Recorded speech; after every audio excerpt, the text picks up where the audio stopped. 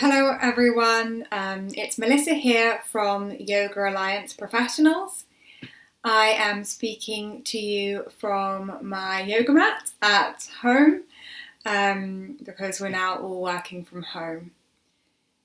Earlier on in the week, I sent out a couple of posts on our social media to see if anyone had any questions about online teaching, and a lot of you did.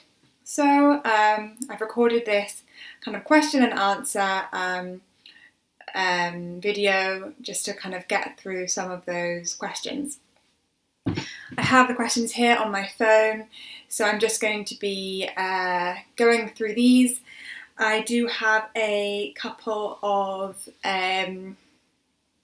notes on here, so don't mind me, I'm just going through them to make sure I don't miss out any very important information. So the first question we had is, I can automatically record a class, but can I access or retrieve it on the free basic package? So the answer to this is yes, you can. When you have the free package on Zoom, I'm assuming you're talking about Zoom anyway. When you have the free package, you can find all of your recorded classes by going onto your settings and your recordings. So the free package with Zoom creates a kind of a file on your computer, which is called your local recordings. And that's where you can find all recorded classes, meetings, sessions, whatever. If, however, you are a paid subscriber, you have the option of using the Zoom Cloud, and that option appears when you click to record the class. You'll be given the option local recordings or cloud recordings. The cloud is just like an Apple Cloud. It's a space where Zoom will file all your recordings, and then you can either stream that through your browser, or if you want to download the recording, you can do so and email it to your students, for example. So those are really the two main differences between the paid membership and the free membership on Zoom when it comes to recordings. If it's a free membership that you have, then you can use the local recording space, a file on your computer, or you will have the option to use the cloud if you are a paid subscriber. Obviously, if you are recording your classes, do make sure you have your students' consent to do so, just to be completely safe. Next question. So, alongside my regular classes, I also teach a yoga HIIT fusion class, which incorporates interval repeats of yoga-inspired movement. Am I still insured to teach this style of class online? So this question really relates to additional therapies. So for the majority of our members who have the yoga and meditation policy, you are able to teach yoga online, providing you follow the conditions for this, which we have outlined on our coronavirus page and insurance pages as well. So it's worth checking those out. If you have an additional therapies, for example, Pilates or Gong Bath or Reiki, these can be covered by our additional therapies policy. And if you have that with us and you are practicing these online, you are covered. Again, you must make sure you're following the necessary conditions. However, if you do not have the additional therapies policy with us, or another policy that would cover the HIIT part of this workout, then you are not covered to teach that online or in person. If you have another policy with kind of a separate policy to something that we offer, you would have to check with that policy provider, so that insurance provider, separately about whether you're able to teach the HIIT style online. So I hope that answers your question. But yeah, essentially, just check if you have the additional therapies policy. If you don't, and you're kind of carrying out this HIIT style yoga, then you wouldn't be covered, I'm afraid. You'd need to get out the additional therapies policy. And if you want to apply for the additional therapies policy, you can do so. Just get in touch with us and we can provide you with an application form. Okay, so next question. I tried teaching on Zoom for the first time from my Mac, but it was very difficult for students to see all of me and me them. Any tips? Also, any tips on how to play music? So when it comes to the camera angle, it's really worth kind of testing different positions out, moving your camera further back, and also trying out different recording devices. So for example, you could purchase a wide angle webcam, which would cover your whole body, and that would mean your students could see you. Alternatively, one option is to position your camera or recording device further back and further away from you, so that you are fully seen.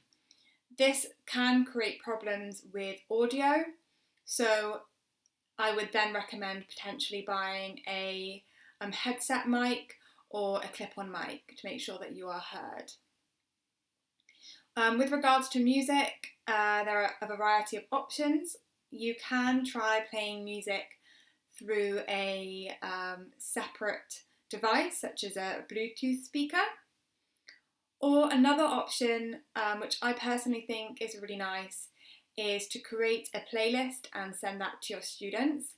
Those who want to have music in the class can then play the music throughout. Just remember to ask those students to go on mute so that they are not distracting your other people in the class. This can create a bit more time, obviously, creating the playlist and sending it out, but I do really think it's worthwhile as it can really add to the students' experience and it creates more of an atmosphere for them as well, which is lovely.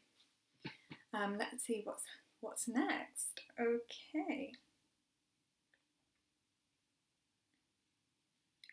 so I've got some notes for this question. Please advise on the best wireless mic. So first of all, it's really worth checking out different reviews for different products, doing some research and thinking about your budget. Some of these items are very expensive, and you want to think about how long you're going to be using it, how much you have to spend, and how important it is to you to have the highest quality noise. So here are some of the options that we have looked into. So a popular option is the AirBuds. They're from Apple. They are rather expensive. However, they are also wireless. They're very easy to use, and they produce really good sound quality. So quite effective in that respect. If you aren't that familiar with Apple products, that could potentially be a problem. But the main issue I kind of see here is the price of these AirBuds. The other option is the Shure mic. Shure spelled S-H-U-R-E. So this is a lot more reasonably priced. The sound quality again is very, very good. Very clear, and actually it has a noise dampener to prevent additional sounds from, let's say, like breathing or coughing or anything like that, which is really, really handy. Again, very easy to use, and this seems to be a great option for anyone who is just kind of getting to grips with broadcasting and doesn't have much previous experience. Similar to that is the next one, which is the Blue Microphone Yeti. So this is a mic that has proved very popular for kind of online conferences or webinars. Again, it's available via Amazon and is relatively inexpensive. It seems to be pretty standard price. The benefits of this one is that you can pretty much use it straight out of the box. Just plug it in and you're good to go. Which, fab. Finally, another option is the Kimafun wireless mic. So you can use this one as a clip-on or a headset, just depending on your preference. I know that the headset kind of is a bit easier sometimes, as a clip-on can slip off or get tangled up in your clothes, which isn't ideal. So that's a really good option if you want to try out different things. And again, the sound quality is really, really good on that one, from what we've heard. Okay, so the other comment we've had is, I'm trained in hot, hatha and vinyasa. Could I also teach chair yoga or children's yoga online? So you are only covered to teach what you have been trained in, and that is the same for both in-person classes and online classes. If you have not been trained or have a training qualification in children's yoga or chair yoga, you cannot teach this online or in person. I'm afraid on that one. If you are interested in undertaking a training for chair yoga or children's yoga, we are currently accrediting courses that have had to move their hours online. So you could, become trained in one of those areas. And if this is the case and you would like to do that, I would very much recommend going onto our website and checking out the training courses there, as they're all incredible. So yeah. Okay, let me see. How much would I charge for teaching online? Now this is more of a difficult question and one I can't answer for you, I'm afraid. I am doing a little bit of research to see kind of if we could suggest any ways of how to choose or how to decide upon a price for your classes, but as we know, like with physical classes, yoga, the price of a yoga class really depends on the experience of the teacher, the style of yoga, and where the students are located. And the same kind of applies for online, so a bit tricky. What I would say on this topic is that I wouldn't recommend anyone giving their classes away for free. Now, while this is a very generous offer, and I can understand why, given these times, they've had a big financial impact, so not everyone has the money to spend on classes, or as much as they used to. By not charging for your classes online, you are essentially devaluing the profession. You are devaluing all your training and hard work and the skill set that you have acquired. Also, for those people who are able to not charge, that's amazing. But it puts those who cannot afford not to charge for their classes in a more vulnerable position. Kind of one more thing I would say on this is something to bear in mind. You want to try and create some consistency with the cost of your online classes and in-person classes. Now, this is because if you are charging minimally for your online classes, it may be more difficult to start charging a higher rate when things go back to normal. And people start coming to your studio. So that's just something to bear in mind. I have seen a lot of people doing donation-based classes, which seems like a great option. And hopefully we'll send something out in the coming weeks about options for charging and how to price your classes. As I know this is something that's a big issue for yoga teachers, and we're just trying to get the most up-to-date and important information on that for you.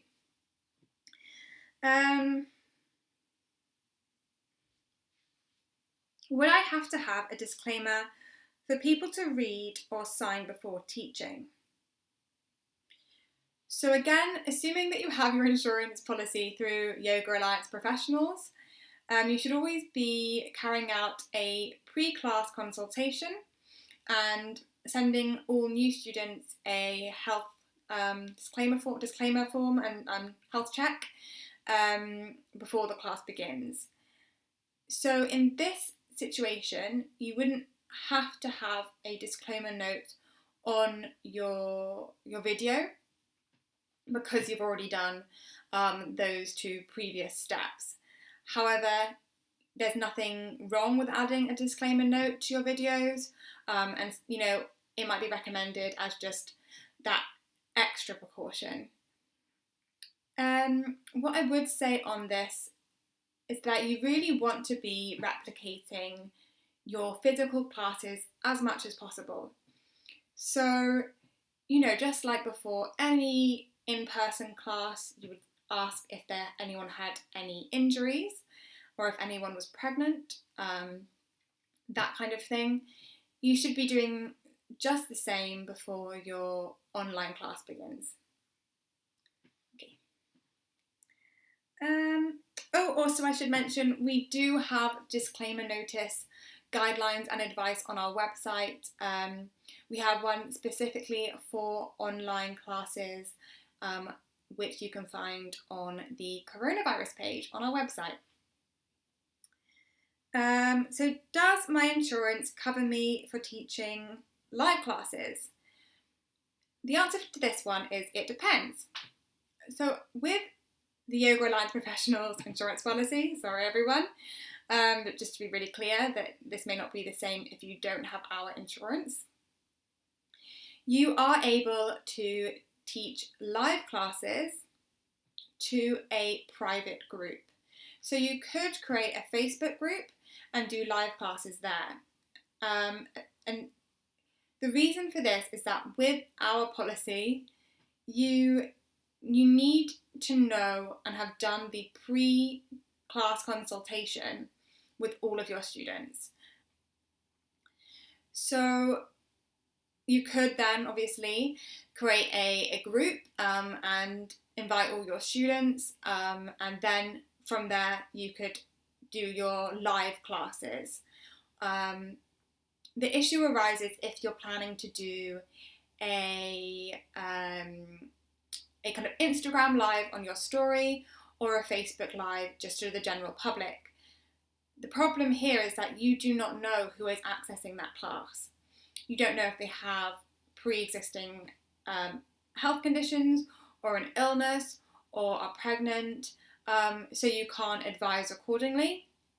And that is why our policy has these limits to it. So while you can teach live to a private group, you couldn't teach a live Instagram story because it would be sent out to all of your following. And I'm assuming, could be wrong, but I'm assuming your entire following aren't all of your students. I'm sure you have your mum on there or whoever.